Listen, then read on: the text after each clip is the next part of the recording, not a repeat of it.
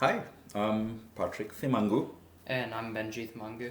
and so we're going to talk a little bit about Judaism and our experience with Judaism, especially our experience of Judaism through CRC, and probably start with where my Judaism journey began. I come from Kenya. I was brought up Catholic all my life. And I came to the United States when I was 23 years old, turning 23, and I'd never met anybody who's Jewish. Knew nothing about Judaism, and went to school and went to a small liberal arts Christian school in Kankakee, Illinois. Olivet Nazarene University. It's claim to fame. That's where the Chicago Bears do their summer training. And studied journalism there, and also had my first job in Kankakee, Illinois, which was at the Kankakee Daily Journal. And the reason I mention this is because at the Kankakee Daily Journal really is where my Judaism began, because that's where I met Rachel, my wife, Benjie's mom. This was way before Benjie was born. This was back in, trying to remember, 1995. And so Rachel was Jewish, and we were friends for quite a while before we really started dating. And when we started dating, right off the bat, we started talking about, if this relationship was going to go far.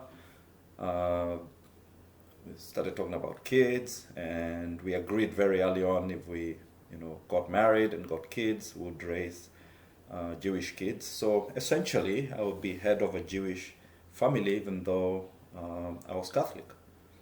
And so that's where it all began. And maybe Benjie can talk a little bit. I was raised Jewish from the beginning. I had my bris when I was first born, and for elementary and middle school, I went to a Jewish day school here in St. Louis.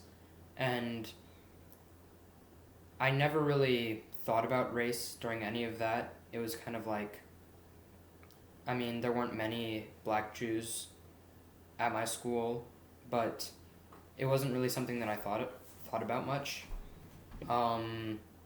And going to CRC had always been like a very special place to me.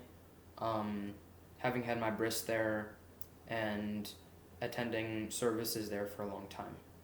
And yeah, and so after Rachel and I started dating, this was back in '95. She used to work at the Daily Journal with me in Kankakee. We both moved, and she moved to a job in Chicago, and then ended up in Cincinnati. And I moved to Indianapolis for a short time to work for the Associated Press. Also ended up in Cincinnati, and we got engaged 1999. And when we got engaged, we started going to a temple in Cincinnati that was the Rockdale Temple. And the rabbi there was Mark Goldman, really, really nice rabbi. And the claim to fame of Rockdale Temple, I think it was the oldest temple, Jewish temple east of the Alleghenies, I think. So we started going to the temple, and Rabbi Goldman walked us through what we needed to do. And in 2000, in May, we got married. And so really that's when my journey began, because now we were a family. We got married under the Hooper. And my experience with racism then, because I'd come to the United States when I was 23 years old, was totally different from the experience of, say, somebody who'd grown up in this country as black from the beginning. And so I think I operated a lot of times out of ignorance, or just ignored a lot of things that happened to me, and race wasn't in my face. But when you're black in America, there's no way you can't be conscious of that. In school, in college, probably when I was taking journalism classes, I was the only one of maybe 2 students taking journalism. When we graduated the entire school, the entire university, I was probably one of only 4 or 5 black people in the whole school. And when I first started my first newspaper job in Kankakee, Illinois, I was probably one of the first, if not the first, black reporter they'd ever hired. And so there's always that burden everywhere you go, you're conscious, you're the only one. And as a professional, you kind of learn to live with it. And of course, when you have an accent, it even makes it more, I don't know if it makes it more difficult or less difficult, but accents can be sources of strange questions. When did you learn how to speak English? When did you start wearing Western clothes? Is your real name Patrick? Questions like that have been asked. And you tell people you're Catholic, so, and you tell them, well, it's Patrick because I'm Catholic, and Saint Patrick was a Catholic saint, but you always get strange questions like that. But in college, it was never really an issue, and if it was, I never noticed it as much. Now at work, of course, you begin noticing these things when you cover, especially in the early days, I covered crime, I covered local government, and you'd go to town meetings where you're the only black person, the reporter, and there'd always be strange looks and things like that. Another thing is that going to bar mitzvahs, my friends, and going to other synagogues, there's a lot of questions that got asked, like, oh, are you just a friend? Is this your first time at a temple? Especially because I'm not someone who wears a yarmulke. A lot of people didn't realize that I was Jewish going into those settings. But at CRC, I never really felt any of that. Everybody was very inclusive, and that's one of the things that I really love. And so we came to, Rachel and I came to St. Louis in 2002. And of course, the first thing we did when we got here was to look for a temple. To look for a temple that we thought would be aligned with who we were as a young couple, a young interracial, and also interfaith couple. And so we found CRC, and it was a really welcoming place. And Maggie ran a program for interfaith couples that we started getting into for a while, and we actually did it for close to a year before. This was before Benjie was way before Benjie was born, and that's how we got involved with CRC. And the magical thing about CRC is nobody ever asked me for any pre-qualifications to become a member. There wasn't any questions about, am I Jewish? What faith am I? There was just this general acceptance right off the bat. I'm married to Rachel. Rachel is Jewish. And they didn't even ask Rachel if she was Jewish. I don't think that was a question never asked. And I always felt welcome. And also CRC had, as a few people of color. Nobody's Kenyan, of course. But it was always a welcoming place like that, and never ever felt uncomfortable.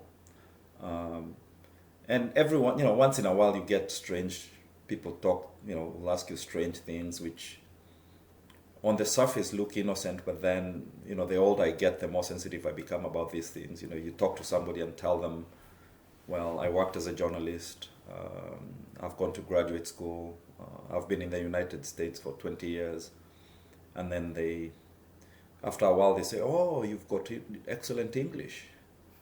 And so things like that, it's more so out of ignorance that somebody says stuff like that. It doesn't really make me mad or anything. I just think it's strange that you'll tell somebody they speak very good English after they know all this stuff about you, or they weren't paying attention.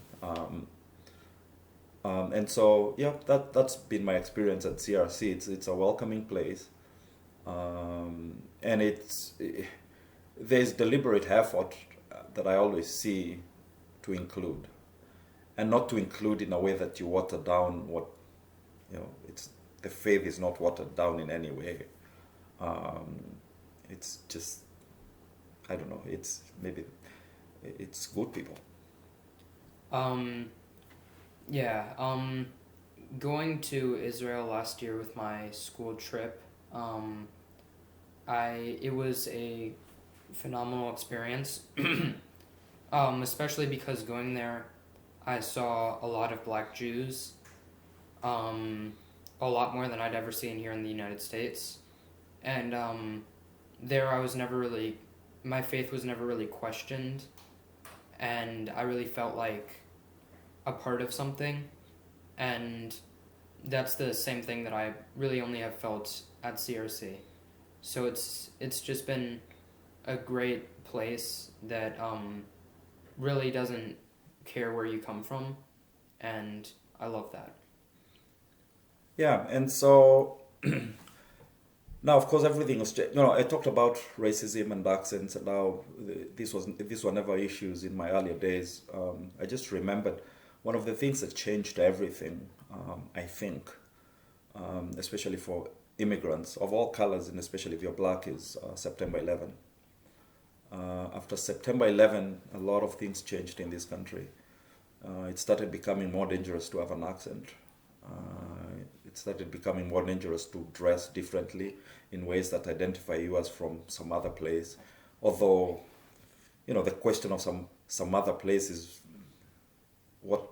this is a country of people from everywhere, so it shouldn't be an issue, but there's always an assumption that there's an American way to do things and a way to do things other than American, which the distinctions sometimes are ridiculous. This is a country of immigrants. This is a country of people from elsewhere. So I think we should expect that there's going to be a lot of differences in people. And of course, now, this year things have changed a little bit more also, with Black Lives Matter, with COVID, with there's more awareness now that we should really, really work harder to to be more representative of our community. And so one of the things that has happened to me that is actually really, really cool is that I've been asked to serve on the CRC board, and this is a responsibility I'm going to take very seriously. I'm humbled to be able to do this, to even be asked, and I'm hoping. My thinking about race and differences is that the more we talk to people, the more we meet with different people, the more we sit down with them and maybe share a meal, the way we share worship, then we can understand each other in a better way. And I'm hoping that this is going to happen as we move forward. Race is always going to be.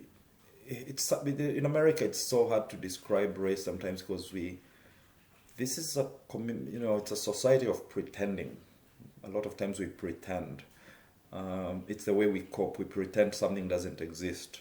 We ignore it. We close our eyes to it. But of course, it always blows up in your face, and we can see that happening all around.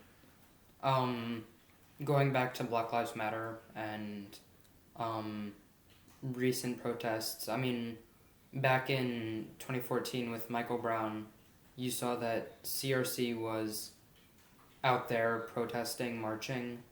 You saw that in all of the other issues that have been coming up recently. And, I mean, a predominantly white religion really doesn't need to go out and support African Americans like that, but they chose to, and that's something that I really appreciate, and it's something that really speaks to us, I think. And now CRC, talking about CRC, one of the interesting things that really happened to me was a while back, and I can't remember this, it could be probably 6 years ago. And Rabbi Talvi and I are talking. And I come from Kenya, and I come from a small community called the Meru. And the Meru are fairly traditional, and they have tons of traditions that are so similar to Jewish tradition. And so the joke, my mother-in-law always used to joke, oh, maybe the Meru are the lost tribe. And I'm talking to Rabbi Susan one day, and she says, maybe it's the other way around. Maybe it's the other way around. Maybe the beginning was us. And I thought that was a really, really radical thought and something really, really cool that nobody ever said to me. And again, so that's one of the little things that makes CRC a very interesting place, and it's got people who are really, really, who think deeply about things. Yeah, I definitely agree with all of that. It's just always been supportive, very involved in the communities here in St. Louis especially, helping combat poverty and stuff like that. And also teaching. This year I took part in the 9th grade class where we went to DC and lobbied our representatives on issues that we felt were important, and really got taught to take charge and take a leadership role, and go out and be the change that you want to see. And I know I'm rambling on and on and on, talking about lots of things, and this conversation is supposed to be free flowing like that, but of course we have some limited time.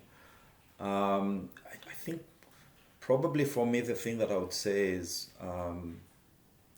as someone of color, someone who's black, it doesn't matter where you come from in the United States. If you're black, you're black. If you're brown, you're brown. People make little distinctions. Well, he's Jamaican, he's Kenyan, he's Nigerian, he's from West Africa, he's African American, he's all that. But in the larger discourse and in the larger conversations, these differences don't matter, because we are all minorities, and we are all going to be treated one way or the other. I would say conversation is a good thing. Sitting down together, breaking bread, praying together is a good thing. And if you can't find it at CRC, find it somewhere else. Find a place that you can have good discourse and good discussion. It's the only way to cure us of the ignorance that I think creates a lot of the differences that we have in our society. And so probably that's bye for me. Yeah, that's about it for me also. I just really want to thank the community for being so involved and leading, especially us younger generation, to make change.